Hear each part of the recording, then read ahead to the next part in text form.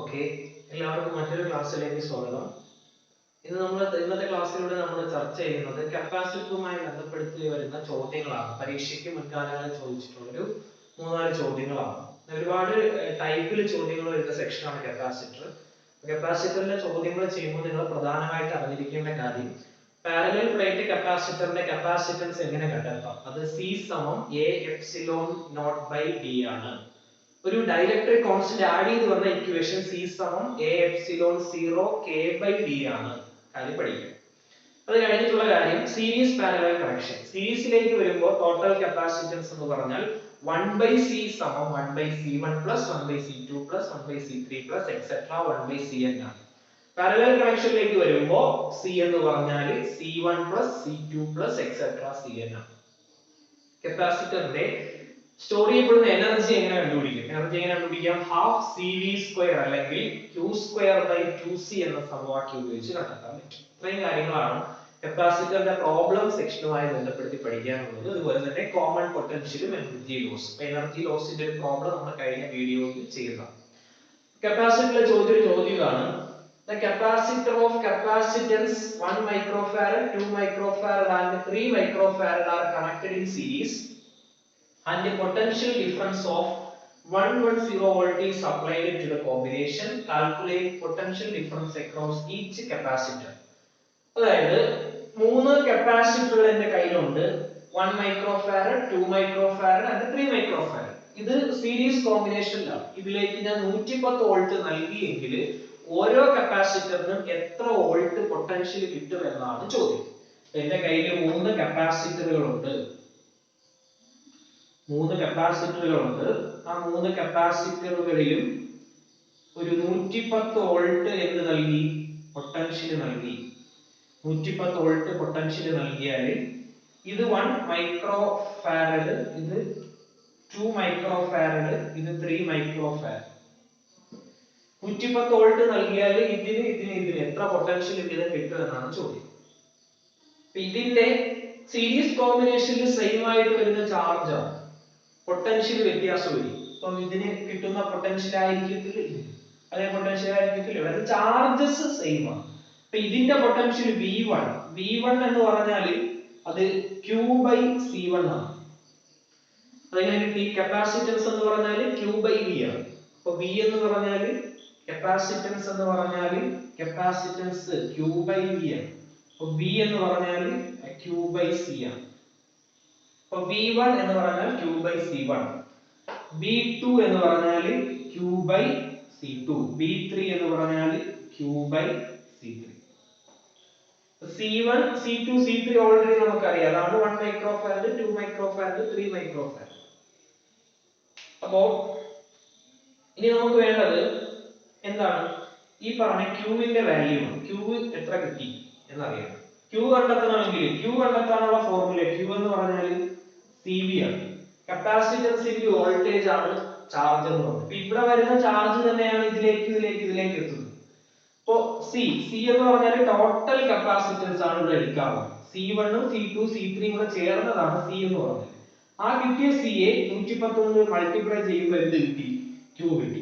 ആ Q അറിയാമെങ്കിൽ Q by C1 കണ്ടെത്തുമ്പോൾ ഇവിടത്തെ വോൾട്ടായി, Q ബൈ C2 കണ്ടെത്തുമ്പോൾ ഇവിടത്തെ വോൾട്ടായി, Q ബൈ C3 കണ്ടെത്തുമ്പോൾ ഇവിടത്തെ വോൾട്ടായി. അത് മൂന്നും കൂടെ കൂട്ടുമ്പോൾ എത്ര വരണം? 110 വോൾട്ട് വരണം. അപ്പൊ അതിന് വേണ്ടിയിട്ട് C വേണം. ഇത് സീരീസ് കോമ്പിനേഷൻ ആയതുകൊണ്ട്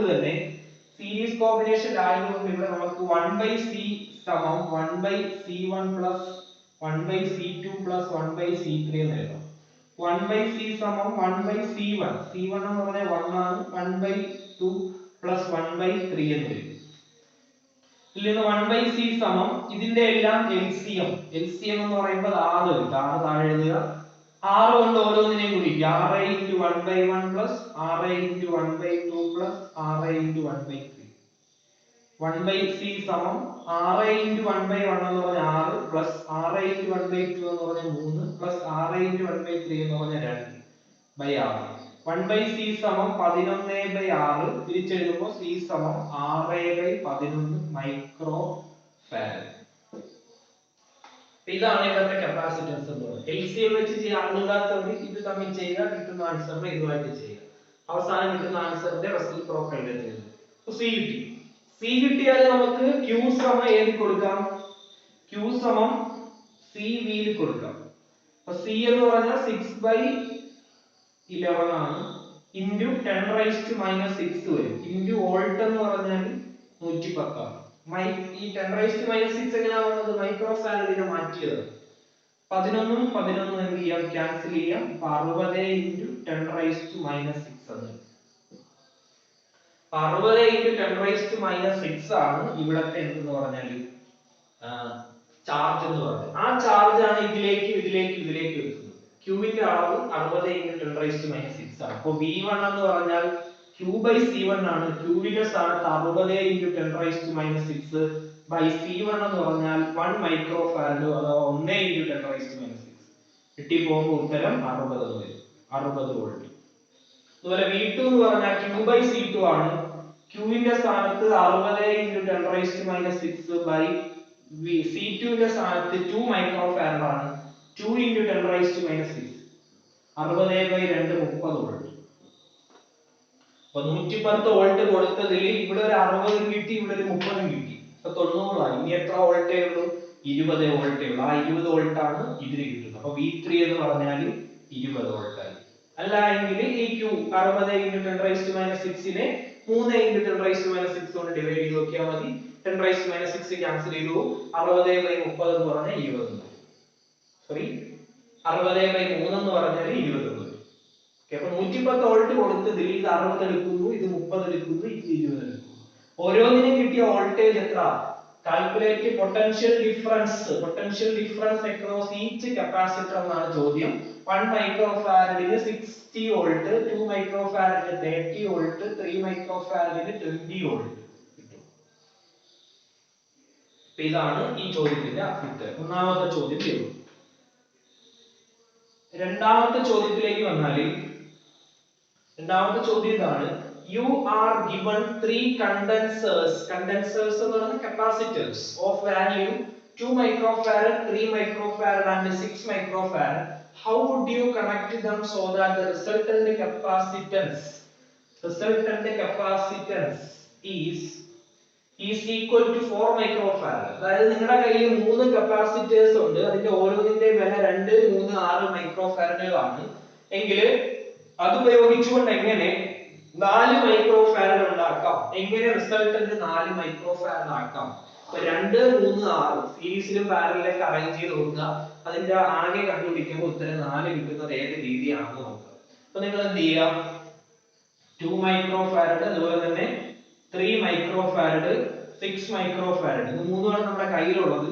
ഇതിനെ സീരീസും പാരലലായിട്ടൊക്കെ അറേഞ്ച് ചെയ്ത് നോക്കുക. ഏത് അറേഞ്ച്മെന്റിലാണ് 4 കിട്ടുന്നത് എന്ന് നോക്കുക. കാണുമ്പോൾ തന്നെ അറിയാം 3 മൈക്രോഫാരഡും 6 മൈക്രോഫാരഡും കൂടെ എന്തിലായാലും സീരീസ് കണക്ഷനിലായാലും ടോട്ടൽ കപ്പാസിറ്റൻസ് എന്ന് പറഞ്ഞാൽ C1 C2 by C1 plus C2 അല്ലേ? അപ്പൊ 1/C സമം 1/C1 plus 1/C2 അല്ലേ? അങ്ങനെ ചെയ്യുമ്പോൾ 3 into 6 3 plus 6 അല്ലേ? 18/9 18/9 എന്ന് പറഞ്ഞാൽ 2 മൈക്രോഫാരഡ് ആണ് കിട്ടി. ഈ കിട്ടിയ 2 മൈക്രോഫാരഡ് ഈ 2 മൈക്രോഫാരഡുമായിട്ട് എന്താക്കിയാൽ മതി? പാരലൽ ആക്കിയാൽ മതി. അപ്പോൾ പാരലൽ 2 മൈക്രോഫാരഡ് വരുമ്പോൾ ആൻസർ എത്ര കിട്ടുന്നു?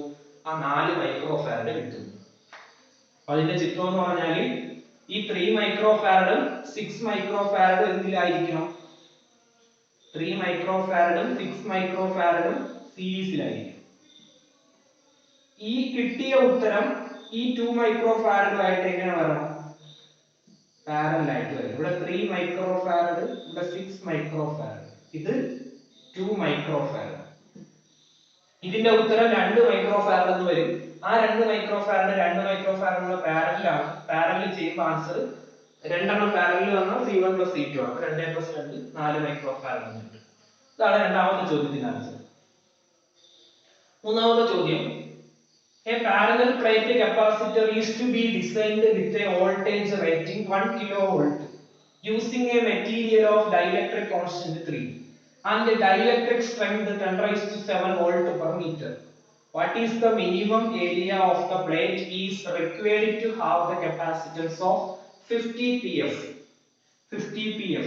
picofarad? കേട്ടോ, ഇങ്ങനെ എഴുതിയാൽ മൈക്രോഫാരഡ്. ചോദ്യം ഇതാണ്, എന്റെ കയ്യിൽ ഒരു പാരലൽ പ്ലേറ്റ് കപ്പാസിറ്റർ ഉണ്ട്, അതിന്റെ വോൾട്ടേജ് റേറ്റിംഗ് 1 കിലോ വോൾട്ട് ആണ്. 1 കിലോ വോൾട്ട് മീൻസ് 1000 വോൾട്ട് ആണ്. അപ്പോൾ V സമം 1000 വോൾട്ട്. ഇതിന്റെ ഡൈഇലക്ട്രിക് കോൺസ്റ്റന്റ് പറഞ്ഞിട്ടുണ്ട്. ഡൈഇലക്ട്രിക് കോൺസ്റ്റന്റ് 3 ആണ്. അപ്പോൾ ഡൈഇലക്ട്രിക് കോൺസ്റ്റന്റ് K ആണ്. K സമം 3 എന്ന് എഴുതും. ആൻഡ് ഡൈഇലക്ട്രിക് സ്ട്രെങ്ത് എന്ന് പറഞ്ഞാൽ 10⁻⁷ വോൾട്ട് പെർ മീറ്റർ ആണ്. ഡൈഇലക്ട്രിക് സ്ട്രെങ്ത് എന്ന് പറഞ്ഞാൽ ഇലക്ട്രിക് ഫീൽഡ് ആണ്. Electric field 10⁻⁷ volt per metre ആണ്. വോൾട്ട് പെർ മീറ്റർ ഇലക്ട്രിക് ഫീൽഡിന്റെ യൂണിറ്റ് അല്ല, അങ്ങനെ ആലോചിച്ചാൽ മതി. അല്ലെങ്കിൽ പഠിച്ചു വെച്ചിരിക്കുക ഡൈഇലക്ട്രിക് സ്ട്രെങ്ത് എന്ന് പറഞ്ഞാൽ ഇലക്ട്രിക് ഫീൽഡ് ആണ്. What is the minimum area of the plate? പ്ലേറ്റിന്റെ ഏരിയയാണ് കാൽക്കുലേറ്റ് ചെയ്യാനുള്ളത്.